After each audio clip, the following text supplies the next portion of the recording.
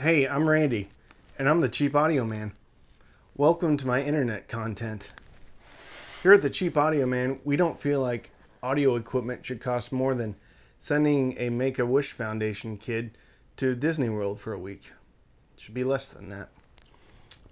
So, grab a cup of coffee, sit down, and let's talk about it. An amplifier that takes music sources and makes them play music through your speakers.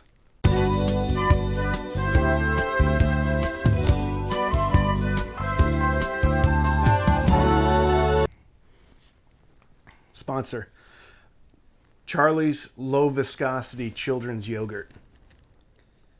When high viscosity yogurt doesn't do it for your kids, grab some Charlie's. It's available in strawberry, cotton candy, and 10W30 weight. Okay, so what's this? It's a big music player thing. I'm faking you out though, because this isn't what we're talking about. Let's talking about this. It's a SMSL AD18. What is it? It's a fun little amplifier. Sorry about that. AD18. It's an amplifier and a DAC. Digital to analog converter. Yeah. It's a 2-channel amplifier. It's got a metal knob. It's got a headphone jack. It's got Bluetooth 4.2 aptX. It's got a whole bunch of cool stuff on the back. Did you see that? Anyway, it's 80 watts into 2 at 4 ohms. About 50 watts or 40-ish watts. I couldn't really find it, into 8 ohms. On the back, it has, I have it all written down. I'm going to point to it. Has a 3.5 millimeter analog input. Okay? Don't freak out. They have these little, and it comes with the cable, 3.5 millimeter into 2 RCAs. It's just like that, only smaller. It's got a full-size optical right there. Optical SPDIF. Okay? It has a micro USB right there. Okay? Come on your computer, micro USB. You probably have 1,000 of those cables laying around the house. This is where it gets interesting. There's also a mini optical right there, which is also a subwoofer out. Yeah. You stick a 3.5 inch, or 3.5 inch, no, 3.5 millimeter to RCA, and then you use one of those RCAs to go to a subwoofer. Does it work? You bet it does. I tried it. And then you can also use that as a digital in, or you can use it as a mini optical in. All right. I didn't use it for that. Okay. So what speakers did I test on it? Well, first I threw the big guys at it. By the way, here's my new table. It still shakes a little bit, but not as bad as the other one, but it's quite a bit larger. And I'm trying to get used to it. I don't particularly care for it. It's a little bit higher than my other table, so it feels strange. But we're going to do it anyway. So I put the ELAC Unify UB5s on there. 4 ohm, dips below 4 ohms, like 30 dB sensitivity. I'm just kidding. It's like 85 or something, but they're hard to drive. Didn't even break a sweat. Actually, it's interesting. The volume goes from like 1 up to like 60. 25-ish is where I had the ELACs on. It was plenty loud. So I didn't particularly feel the need to push them any higher than that. Okay, tried the Andrew Jones Pioneers, the SPBS22-LR. Just rolls right off the tongue, doesn't it? Tried those. Tried the ELAC Unify UB52, the 2nd generation. Tried those. Drove them just fine. And then the Emotiva B1 Plus. It drove them just fine. It makes a lot of power out of a, I don't know. What is this? This is like 1, 2, 3, 4. You could get like 4 action figures almost standing vertically, like G.I. Joe size. They might have to bend over a little bit, but you can get 4 or 5 of them in there, if that's a good frame of reference for how big it is. Okay. How's it sound, Randy? It sounds really good. Clean, crisp, nice. It's got good sound stage.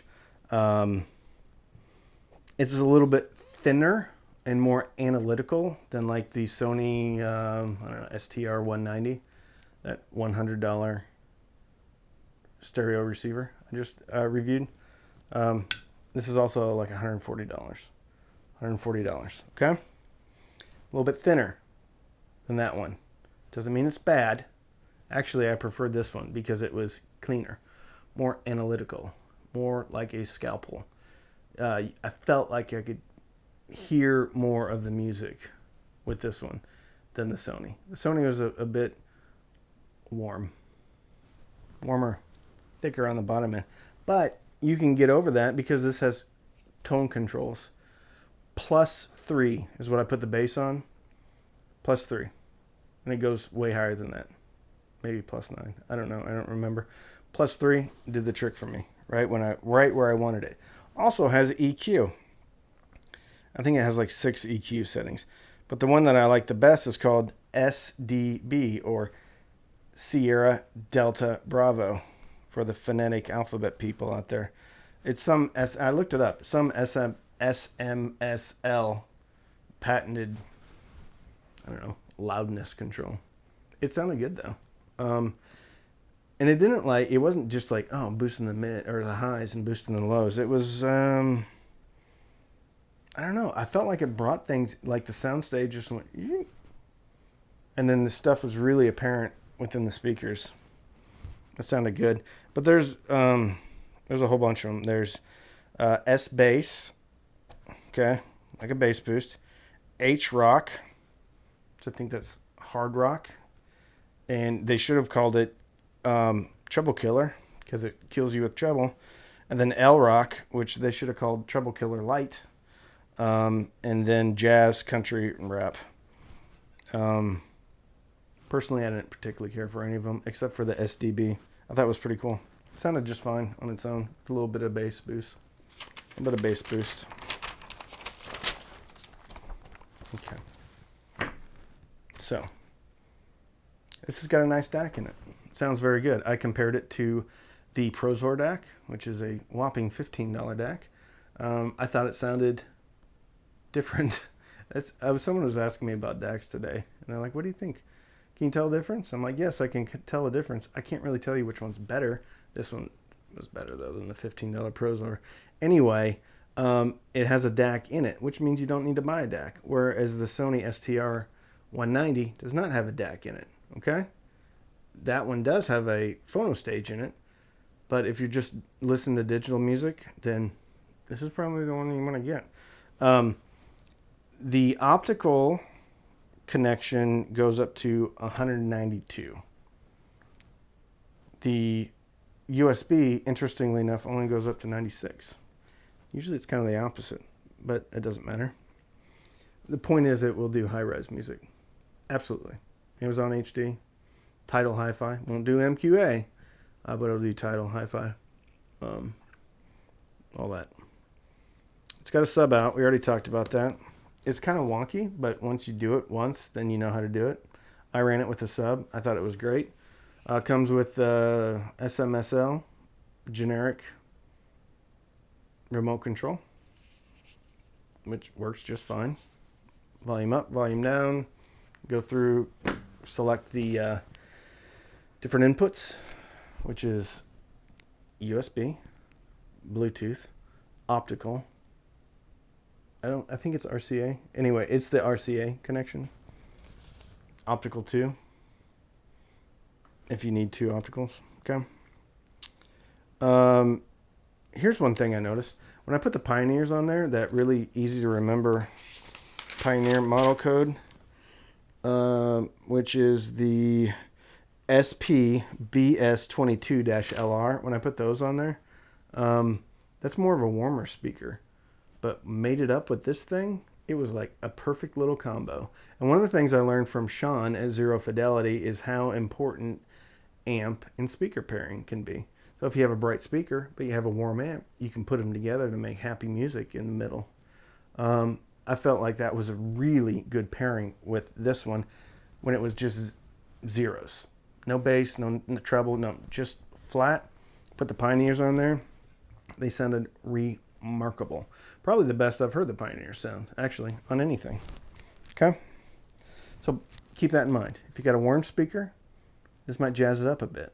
If you got a really jazzy speaker, this might make your head spin around. But you can mitigate that. You know, bring the treble down a couple notches, or the bass up, or the bass up and the treble down. It's yours. Whatever makes you happier with your hearing. Okay. Okay. So there's a big value prop here.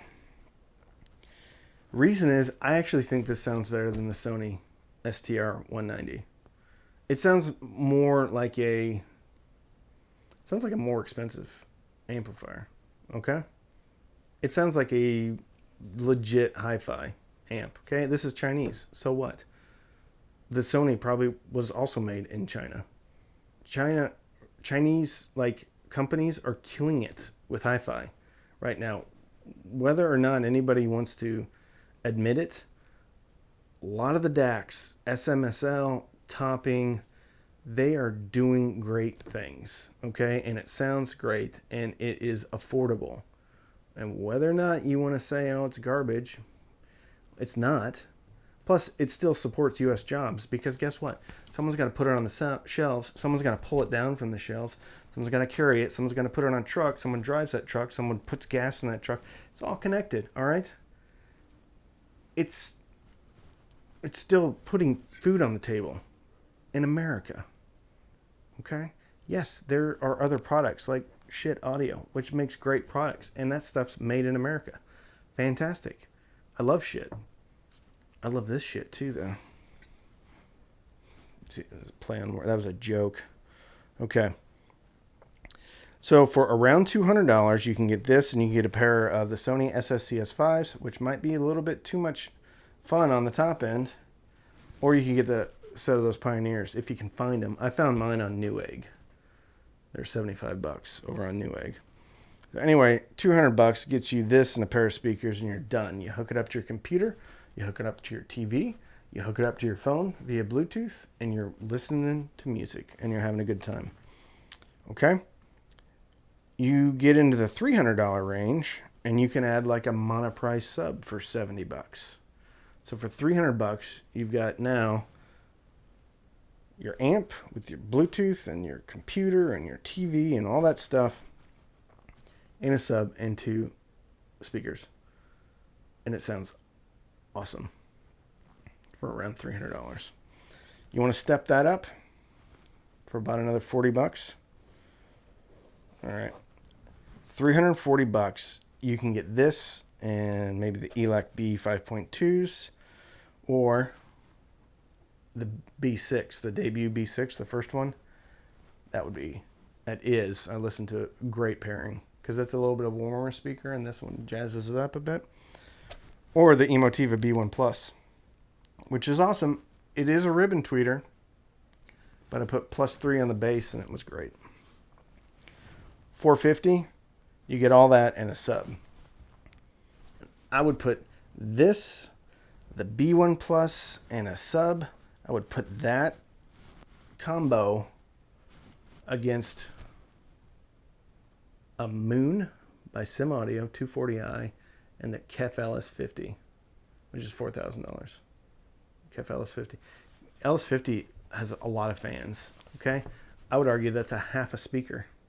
I actually got into a discussion, and the guy was telling me, well, to sound its best, it really needs 2 rail subs. Yeah, obviously, because it's a half a speaker. It goes down to like 80 hertz. Okay, so what's the use case? Similar to the Arylic use case. I do think, so I can't say that the Arylic doesn't sound as good as this one. I think they sound different. I think the Arylic's a little bit thicker on the bottom end. This one's a little bit more analytical. And I think a little bit more resolving than the Arylic. But anyway, the use case is going to be similar to the Arylic. However, since this one has a DAC in it with digital ins and optical in, this with 2 speakers and a sub now torches soundbars and then can be used again later in a few years when your child wants a stereo. Because you're not putting a soundbar upstairs in your kid's room. You could, but it's not going to sound good. It might if they want to have like a regular hi-fi. Get them something like this. So this has a remote, destroys sound bars, most of them, unless they're like probably $3,000 or $4,000. Put this in the office. Put it in the kids' room. Put it in your room. There you go. It sounds really good. I wasn't even going to do this review today. I've actually been listening a lot to the Sony STR590, which is a 5-channel surround sound receiver. But I've been listening to it for music. And I got this from a viewer. Thank you very much. You know who you are. And I listened to it and I was just like, okay. I'm doing a review on this like today. And so I ran it through all the speakers that I could and listened to it. And anyway, this one went to the top of the heap, top of the list. Okay. It's very good. There's also a SMSL SA300, which is about the same price. Doesn't have nearly as many inputs though. Also has a regular full-size sub out. So I haven't heard that one. I don't know if it's better. I don't know if it's worse. I like this one. I just think it's awesome. I mean, look at it. It's tiny. And it sounds better than this thing. It sounds better than the giant Sony, which is the same size. It's got near-field communications. I'm telling you, I mean, metal knob with clickies, clicked action, clicking action. Oh yeah. It's got a little screen. You can change the color. I changed it to green. I don't know why. Thought it looked good. So, anyway, if you're new here, subscribe if you like what we're doing and enjoy watching the idiocy. Subscribe. We're getting a lot of subscribers. Over 7,000. Not too bad. That's pretty awesome. I appreciate it. We also have a Patreon. Everybody that is a patron, we have a Zoom meeting on, not a Zoom meeting, not at the zoo, but that would be fun, a Zoom meeting on the internet. And we talk about audio and stuff and then get to see each other's faces and introduce ourselves. Maybe tell us something special about ourselves, what makes us unique. Also, I have a Twitter thing, Cheap Audio Man, at Cheap Audio Man. I don't know how to do a Twitter really very well, but I have it, and it's on in the Twitter, at Cheap Audio Man. I don't know what you're supposed to do. I guess you follow people. So I followed, like, what I really want to do is use a Twitter to like harass manufacturers into sending me their stuff, because I email them at like info@fluence, never hear anything back. But I think if I tweet at them, they have a like if you get mad at American Airlines and you tweet at American Airlines, someone answers. There's someone on a Twitter at American Airlines. Okay. That was a lot. If you want to try Amazon HD Music for free, there's a link in the description. Scroll down after you hit the link. Scroll down to the bottom of the page, click Try HD. I also have my test tracks playlist linked in the description. And people are adding to it all the time. They're like, hey, Randy, try this one. And I'm like, ooh, that's nice. And I put it in the playlist. And then it resides as a repository for all the songs that I use and listen to. Okay? I think that's about it. All right? So thank you for watching. And, you know, watch some of the other videos. And with that, I'm Randy. I'm the Cheap Audio Man.